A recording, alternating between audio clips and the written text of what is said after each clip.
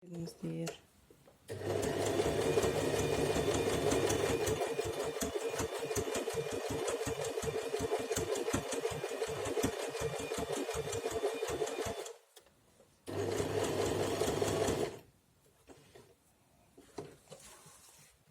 Тоқтаған кезде инеңіз оң жағында тұрғаны дұрыс. Өйткені оң жағы ол сыртында тұрады да, егер сіз сол жағына қол қалтырсаңыз, инеңізді ол мына жақта расстоянияны білмей қаласыз. Мына сыртына шығып кетуі мүмкін тігісіңіз. Сол үшін тоқтаған кезде оң жақта тұрған дұрыс, сыртында, оюдың сыртында тұрған дұрыс.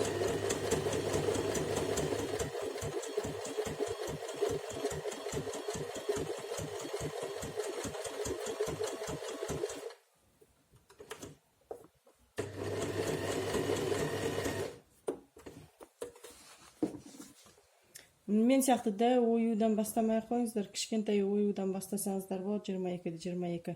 Сондайдың ішінде. Сол кезде сіздерге мына жерге тіккен ыңғайлы. Мынау дәу нені сіздер қазір мына машинканың астына ары бері бұраған ыңғайсыздау, қиындау. Сол үшін кішкентай оюдан бастаған дұрыс.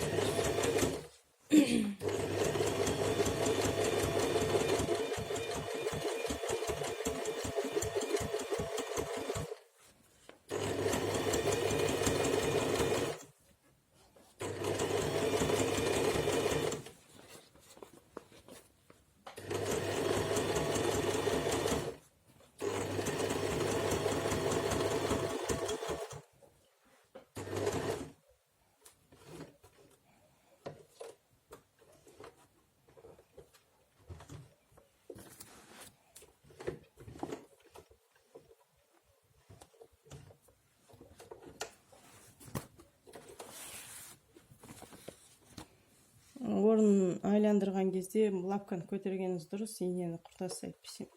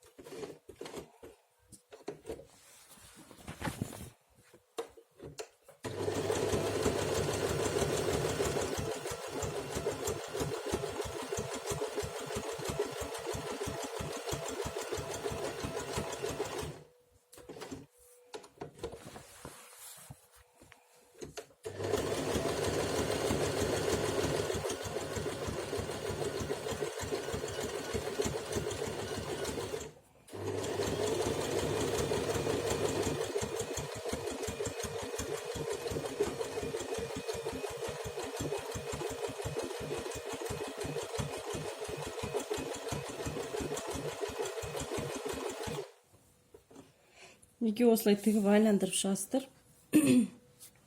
Қазір машинкамды көрсетейін. Так, мінекей машинкам менің Жаноми. Жаноми машинкасы жақсы, осындай машинкаңыздар. Әрқайсының 20 мыңнан жоғары бағадағыда. Менде мынандай операциялар бар. Соның ішінде так зигзагты аласыздар. Зигзаг. С деген менде тұр, зигзагты алдық. Соның менен мен үлкен шағын алдым. Үлкен шағын. Соңген 1 миллиметрге жақынын алдым. Орталары, зигзагтың орталары 1 миллиметр жақындықта болды. Көрдіңіздер ме? Так, тігістері тігістерін қарайсыздар, әдемі түсу керек.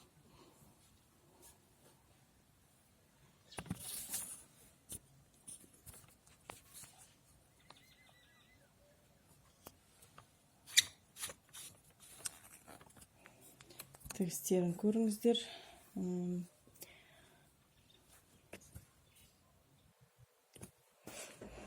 Қыздар, мінекей көресіздер. Мынаны тігіп алғаннан кейін тағы бір рет марлемен басып отырып тігіп алсаңыз жақсы болады. Мінекей астынан керек емес жіптің бәрін кесіп тастаңыздар. Майда шүйде жіптерін.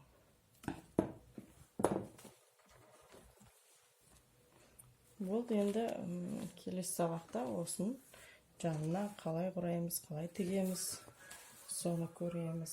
Осын жанына құрақтар қосқым келіп тұр. Келесі сабақта кездескенше. Сұрақтарыңыз болса жазыңыздар, ұнаса лайк басыңыздар, ұнамаса дизлайк басыңыздар. Достарыңызбен бөлісіңіздер. Бір смайлик болса да комментарий қалдырып кетулеріңізді өтінемін. Өйткені сіздерге тегін сабақ беріп жатырмын. Сіздерде маған көмек берулеріңізді сұраймын. Бір смайлик болса да қалдырып кетулеріңізді сұраймын. Сау саламатты болыңыздар.